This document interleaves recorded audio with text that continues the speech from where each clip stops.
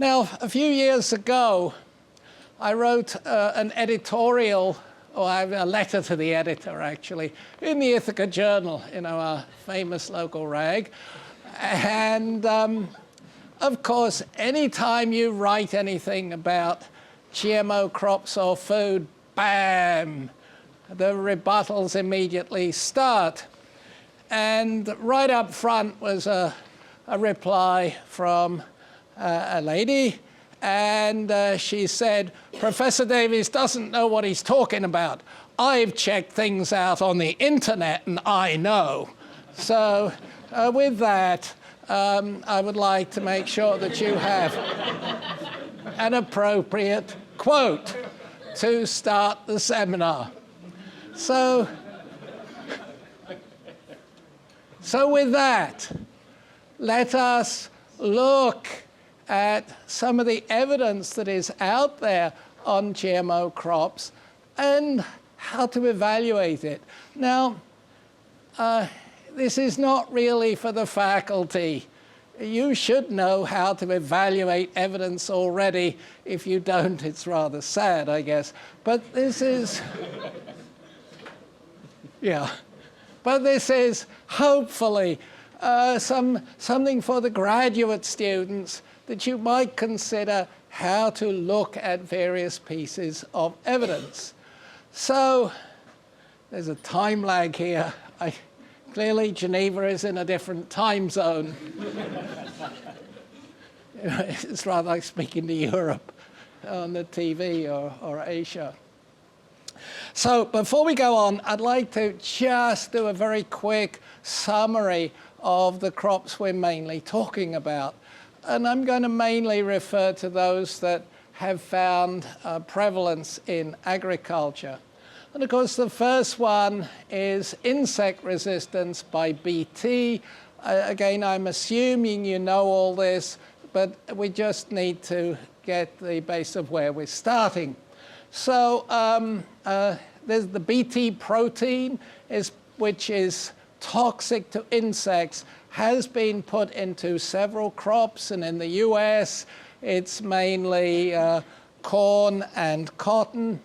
And this has led to insect-resistant crops without the use of insecticide, so that we can raise superior crops. And the other one, of course, is herbicide resistance, particularly to glyphosate. And glyphosate is a much safer herbicide than the older herbicides because it blocks a process which is essential to plants, but a process that does not occur in animals. And it also breaks down rapidly in the soil. And the resistance to glyphosate is achieved by the insertion of the gene for an enzyme for the process that normally glyphosate blocks, but the gene comes from a bacterium which is resistant to glyphosate. As an aside, I actually did my PhD on herbicide toxicity and resistance, and I do remember one event. I worked at a country manor house in England, beautiful location, but one day there were white footprints leading across the lawn, and it wasn't Santa Claus, it was actually a field worker who had got a toxic herbicide that removed the chlorophyll all over his boots, and he went right across in front of the director's office, and the director wasn't exactly pleased. Okay, so not only do we have these traits, but the modern seed offerings are stacked traits that can include several different genes for both these properties, both insect resistance and herbicide resistance, to give a much wider protection to crops. And as you can see, this is US data. And as you can see, farmers love these products. We have the increase in these actually starts way back in 1996, but here we can see the adoption. This is BT only. This is herbicide tolerance only, but the majority of crops now grown have what we call stack traits, stack traits, which is for BT and herbicide tolerance. And this has resulted in a considerable decrease in insecticide use. This is the uptake by farmers in the US in corn of insect-resistant BT and the decrease in use of insecticides. And one of the effects of this has been to increase the health of agricultural workers. And here's a rather nice quote I heard on the NPR Morning Edition a couple of years ago, where an extension worker, well, actually a crop consultant, said, we used to get sick, but ever since these crops have been in the fields, we feel good every spring. Quite a change. So now we come to what you can see on the internet. And there are hundreds of pictures. Just try Googling them, and you can be overcome by the numbers of pictures that give you the impression that these are dangerous to your health and dangerous to the environment. And I'm sure you've all seen these. And also, if you check the internet, it's very easy to see how you plant breeding graduate students are operating in your labs. So here's how biotech crops are made, and I'm going to come and check that you're doing this properly maybe after this seminar. So what does the public think of all this? Well, here's the question as to whether ordinary tomatoes do not contain genes and genetically modified ones do. Well, of course, this is false. And actually, the United States does pretty good on this. Almost half the people think this is false. Of course, that means that half the people think that it's true or they haven't a clue. But if you get to Austria, many more people think that this is a correct statement. And then we come to the possibility, what if you eat genetically modified food? What happens to your genes? Well, as you can see, once again, false is the correct answer. It's amazing that quite a few Americans have the correct answer to this, but if we go once again to Austria, they are not. This is not the case. And in fact, there's the biggest divide between scientists and the public on GMO crops, even greater than has evolution occurred to humans. Some 88% of scientists, I was trying to find the slide, I couldn't find it in 2 minutes before the talk. Some 88% of scientists say that GMO crops are safe, but only 38% of the public say that. So why is there this difference? Well, new innovations are often scary. And so here we are. This is what happened about 100 years ago. And a colleague found this in his grandfather's documents, and I rather like it. Everything is scary when we first see it. And the risks that scare people and the risks that we should be paying attention to are usually different. So let's look at some of the stories that are out there, the anecdotes. The first thing, if you talk to the public, they will throw back at you anecdotes. And these are often very scary, but they're notoriously unreliable. And I think one of the best statements, actually from the internet, is that the plural of anecdote is not data, despite the fact that many people think it is. So here's a statement by a famous Cornellian that some of you grey-haired individuals might remember, Carl Sagan, our famous astronomer, now deceased. And we can take his statement and apply it to GMO claims. Or shall we say the claims that say these are going to make you sick. Extraordinary claims require extraordinary evidence. And I think that's a thing to keep in mind. And here's an anecdote example that was once thrown at me, and it was widespread on the internet, just as an example. The claim was that the use of glyphosate in Argentina caused neural tube defects. Now, glyphosate is not a GMO, but it is heavily used on GMO crops. And so I went and checked it out. And indeed, there was a paper on neural tube defects that had been picked up on the internet. But as you can see from my statement there was no evidence whatsoever that glyphosate was causing it. And in fact, glyphosate wasn't even mentioned. But it is amazing how things get magnified from person to person and then eventually get stated on the internet.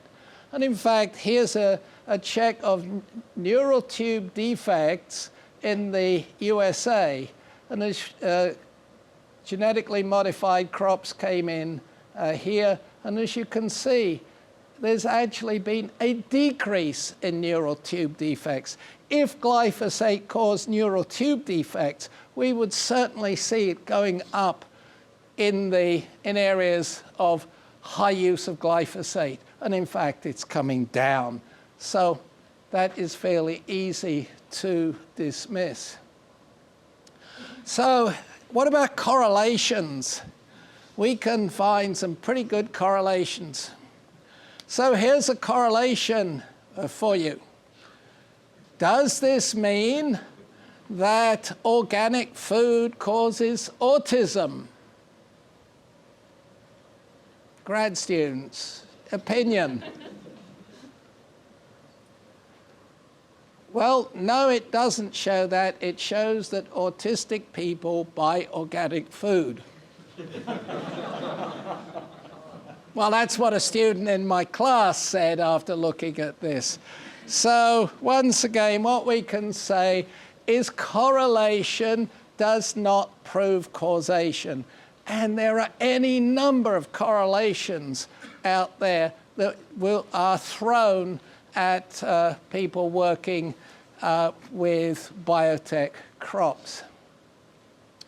So who checks these crops for safety? Just so as you know. And I'm sure you may know all this. It's a combination of the USDA, the EPA, and the FDA in the United States. It's a bit of a mishmash, but it seems to work. But if any of you want to make comments on this, the Office of the Science Advisor in the White House is accepting comments, or was, I don't know if they've closed it, as to whether this process could be improved. One could probably improve it with a central agency rather than 3 agencies, but we need to maybe reduce the number of agencies in Washington, and I'm sure there are politicians that will get rid of the USDA, the EPA, and the FDA, and some other agency for which they can't remember the name. So let's look at why those of us who discuss this topic think or can produce evidence that GMO crops are safe to grow and eat. Well, it's not new. We've modified plants for centuries. And as some of you may know, in March, a paper came out showing that all cultivated varieties of sweet potato have in them genes from agrobacterium. Interestingly, and that was 291 different varieties were checked. Interestingly, no wild sweet potato has agrobacterium genes in it. So this clearly shows that graduate students about 8,000 years ago managed to put agrobacterium genes into sweet potato. But there we are. The science is well known and understood. I don't have to tell you that. Gene sequencing, they know exactly what has been changed and where. They're the most studied foods in history, and I'm going to come back to this topic. One of the first criticisms you get speaking to the public or from websites is, well, nobody's checked this. Well, I'll come back to that one later. This is just not true. They've been consumed by Americans for over 20 years with no ill effects. Well, I've been going around the world talking about this. I often have to face interviewers, TV cameras, and the first thing they said is, what do you mean? We all know that Americans suffer from obesity and diabetes. How can you say this? Well, okay, we'll skip that. There's not a single documented case of illness or allergy caused by these crops, despite all the correlations people will claim. There was a lecture just this Thursday where a woman at the back was citing, oh, I know people who've got cancer in Argentina, et cetera, et cetera.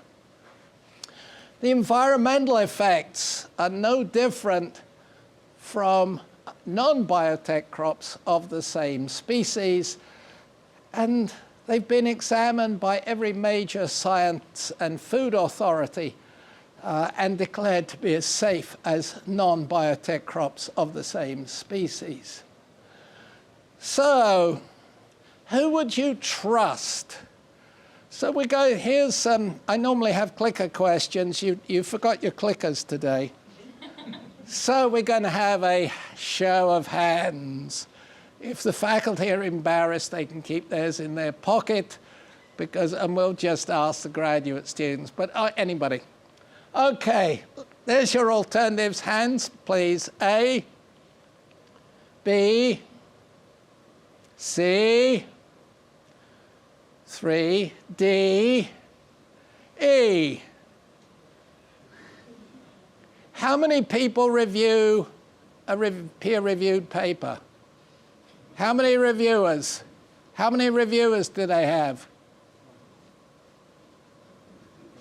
How many are on a government regulatory panel? I must admit this semester we had an outside speaker and I got it wrong. Apparently there can be up to 50 people on a government regulatory panel, most of whom are qualified scientists. So in fact the correct answer is C. Never believe a peer-reviewed study.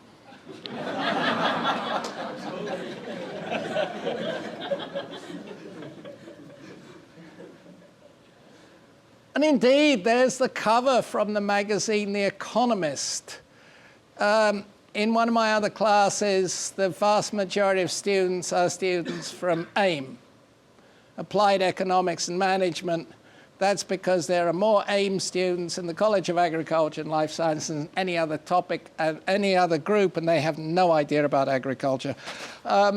So I have to read The Economist to find out what they're reading, only to discover that they don't bother to read that either. So here is what The Economist said, if you can see at the bottom. Papers with fundamental flaws live on, even though they have a bad reputation with people who know to outsiders they appear part of the scientific canon. And The Economist went on to point out that 75% of seminal medical publications cannot be repeated. 75%. So that should never believe a publication unless it's been completed, repeated. Okay. So here's some facts to consider. Where is the information available? A website, an independent publication, or a peer-reviewed publication? Now, out of those three, the peer-reviewed publication is certainly better. And what constitutes a peer-reviewed publication?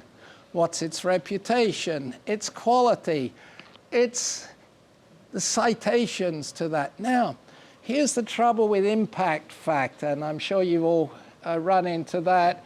You have to publish your paper in a journal with a high impact factor. Well, the guy who produces these GMO-caused cancer papers, Seralini, published in a journal of relatively low impact factor before he published. Well, everybody dumped on his paper, and so if you dump on somebody's paper, you've got to cite it. So probably it went for an impact factor of 0.1 to 1,000 within 2 months. So impact factor doesn't necessarily mean there. Who are the reviewers? What about post-publication review, which, in other words, once it's out there, that is actually much more important than the 2 peer reviewers who probably were hurried and or didn't pay much attention often in the first place. Who sponsors the journal? A society, a reputable publisher, or a junk-for-profit publisher? I'm sure the majority of you, at least in the faculty, get invited to submit a publication to some weird journal once a day or twice a day. If you want to know if it's a reputable journal, there's one of the librarians at the University of Colorado has a list of what he considers junk journals, and it's in the hundreds. So if you're not sure whether you should submit your graduate thesis to this particular journal, go check it out there before you send it in, because otherwise you may be considered to be another piece of junk. So here's one I particularly like. A Harvard researcher wrote a fake paper,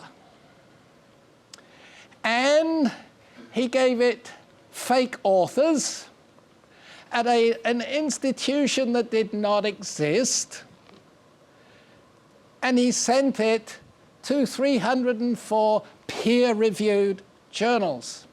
What happened?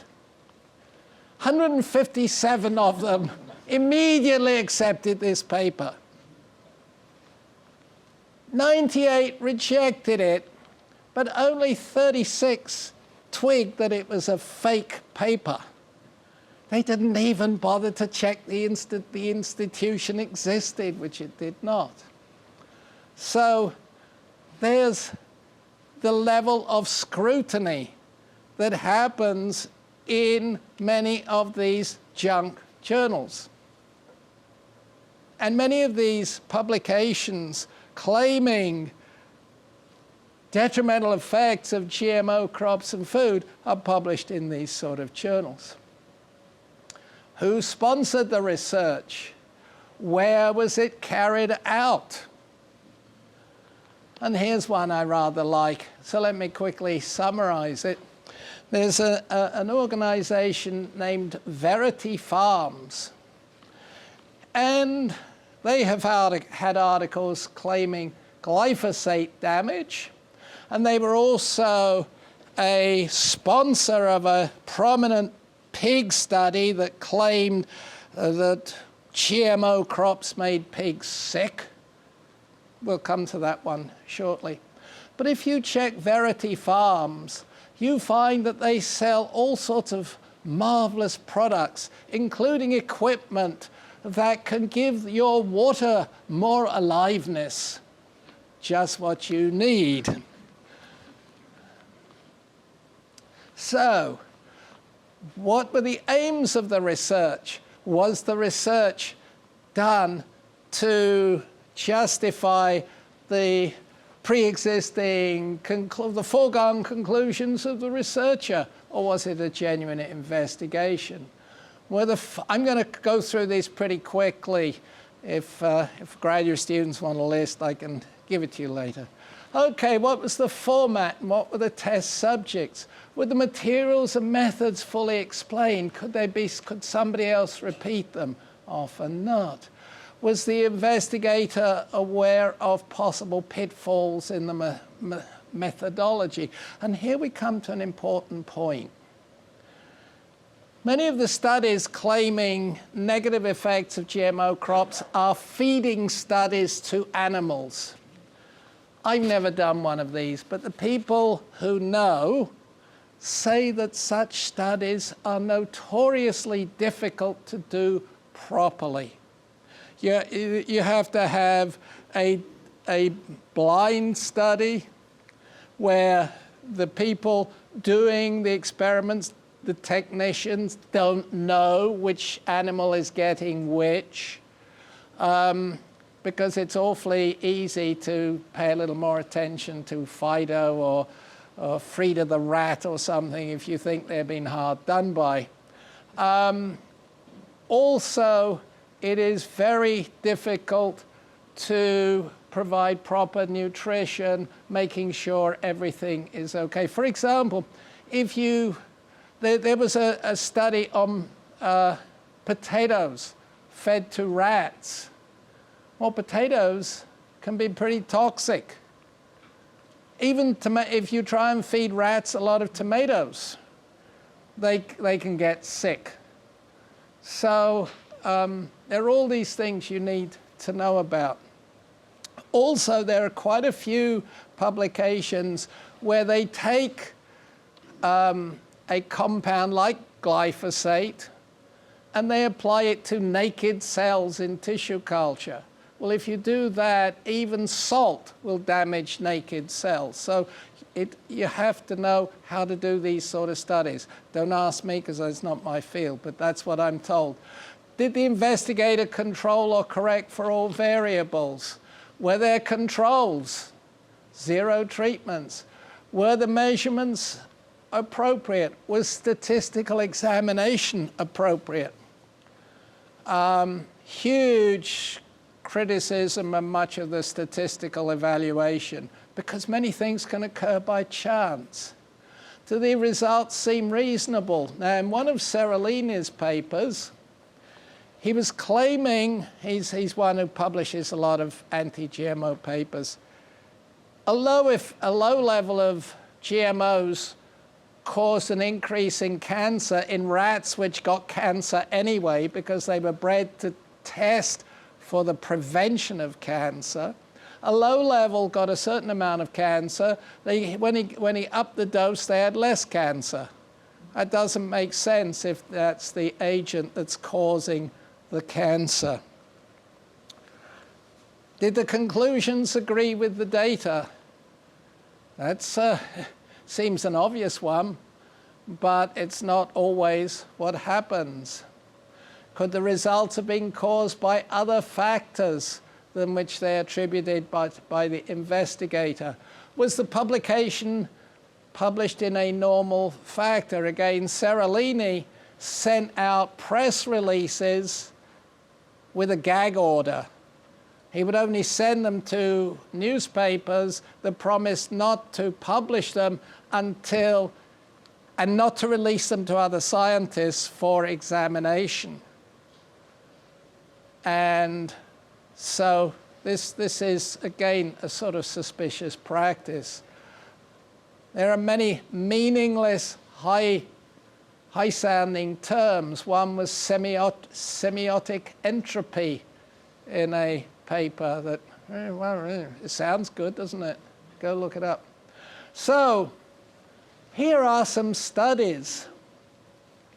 And this is on a website this is a grading of studies done by Professor Wayne Parrott of the University of Georgia, and he does a marvelous job of looking at these.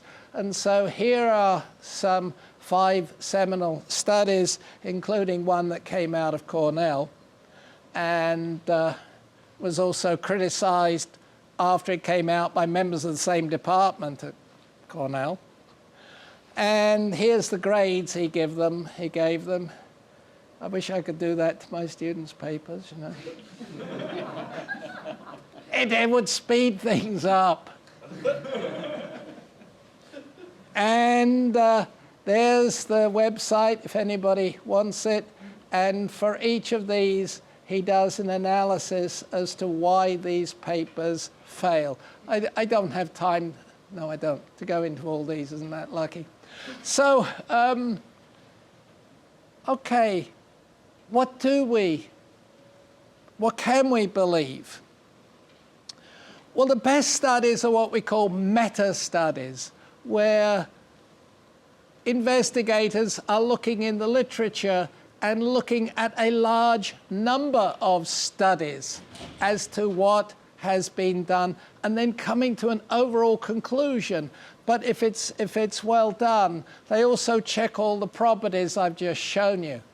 And any that don't meet the criterion of a good research paper, they ignore it. So they take the ones that appear to be good research papers and then do an analysis of all these. And so there have actually been more than 1,000 studies, most by independent researchers. So the idea that they have not been studied is just not correct. And overall, as a result of these, 240 independent global science oversight agencies have declared that genetic engineering technology is safe. And so where are these studies done? Another thing you'll see is, oh, well, all the pro studies are done by industry researchers. And that is just not true. There are many studies done by independent researchers. And another statement is, well, they're only conducted in the United States. So the size of these, this was an analysis of 198 of these peer-reviewed scientific studies, and here's where the studies were done.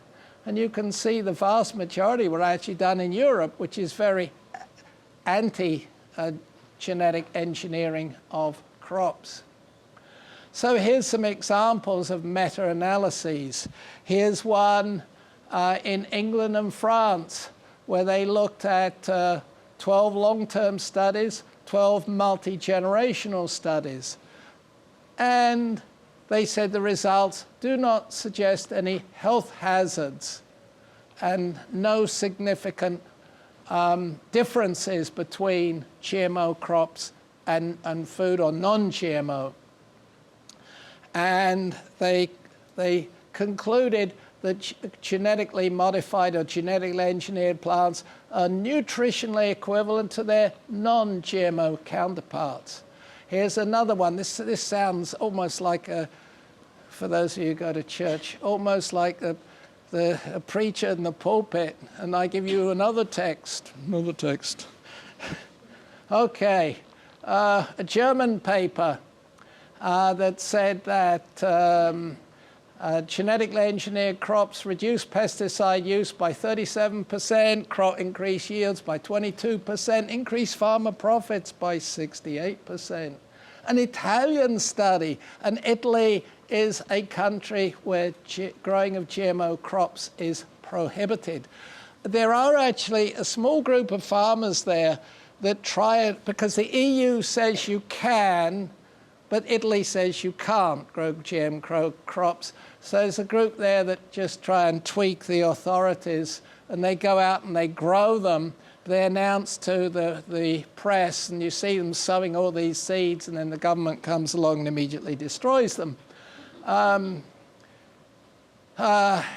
So here's an Italian study of crop safety over the last 10 years. The references at the bottom.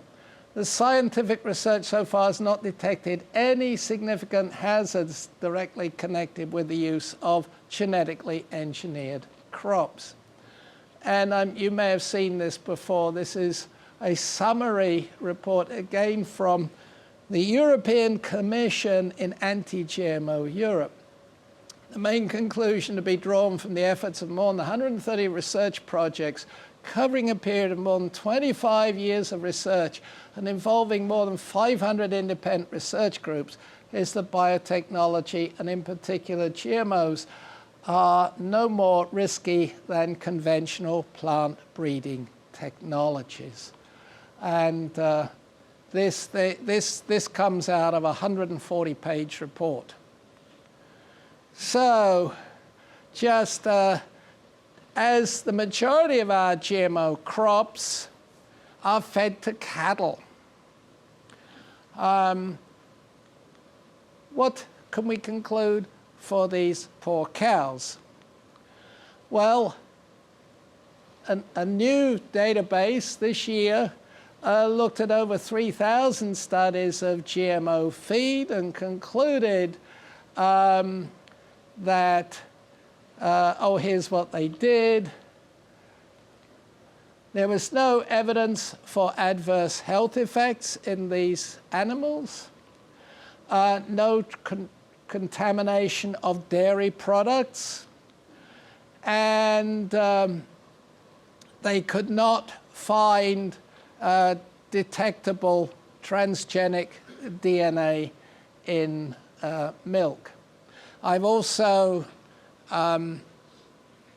been overseeing some submissions of food to testing labs, and canola oil was found to be transgenic DNA free, transgenic protein free, despite the fact that some people would want to label such products as GMO.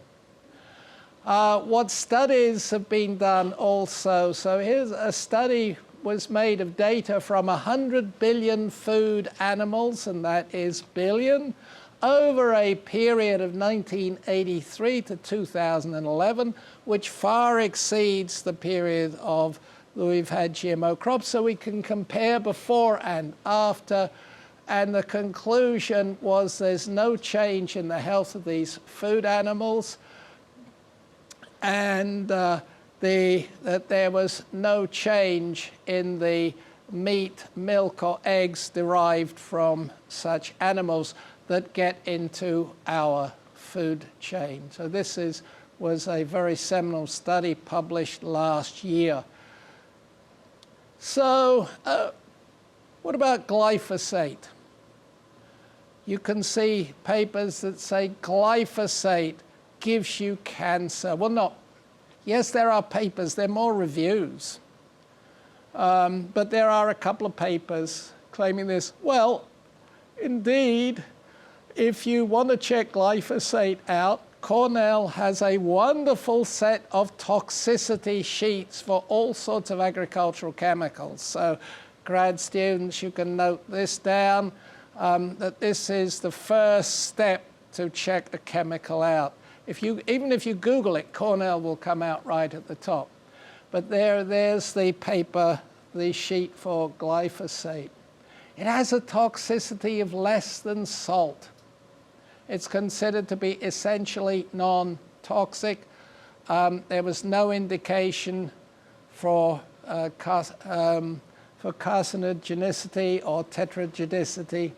But in March this year, the World Health Organization, the WHO, or their cancer arm, declared that glyphosate was probably a carcinogen. Well, the web went wild at that point. So what's the evidence for this? Well, it was based on some skimpy data from the Midwest on non-Hodgkin's lymphoma in agricultural workers. But meta-analyses of many feeding trials, and once again, meta-analyses are analysis of analyses, showed no such effect. And anti-GMO, anti-glyphosate Europe comes to the rescue again, where the European Food Safety Authority declared just last month, about 3 weeks ago, that glyphosate was non-carcinogenic. So you can take whatever you want, but the thorough studies support no carcinogenic effect. Again, not a GMO, but something that's widely used on GMO crops. And when this came out in March, I contacted a colleague friend who's probably the most prominent analyst of agricultural chemical toxicity in the country, and he simply said, I'm out watering my weeds with glyphosate right now. So there's the data on that. So in conclusion, the overall weight of the data is that GMO crops derived from genetically engineered plants are as safe both for food and for the environment as non-GMO crops of the same species. And this brings us back to Rachel Carson. Grad students, how many of you have heard of Rachel Carson? How many have not heard of Rachel Carson? Okay, it's about half.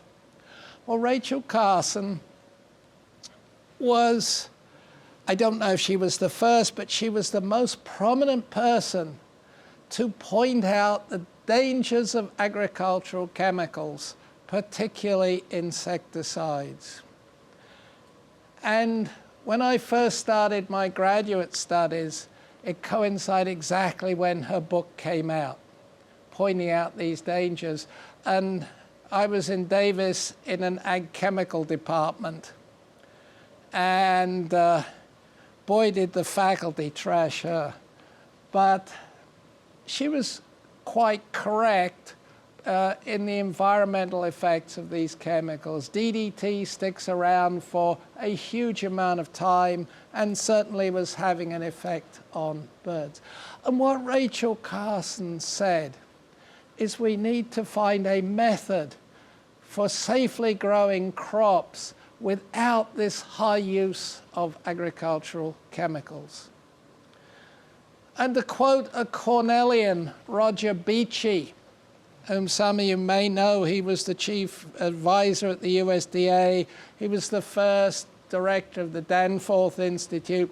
He said, I got into this field of genetic engineering. He was doing that in the plant pathology department in probably back in the 1970s, early 80s.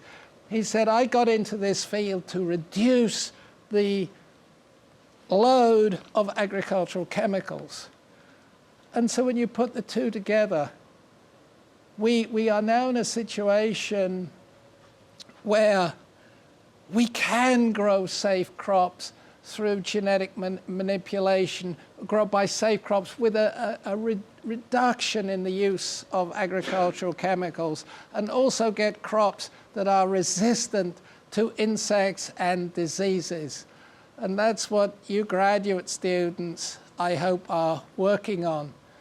And if Rachel Carson unfortunately died of cancer in the 1960s, but I think if she came back today, she would be pleased in what the plant breeders and plant genetic engineers have achieved. So I'll leave it at that point. So thank you for your attention.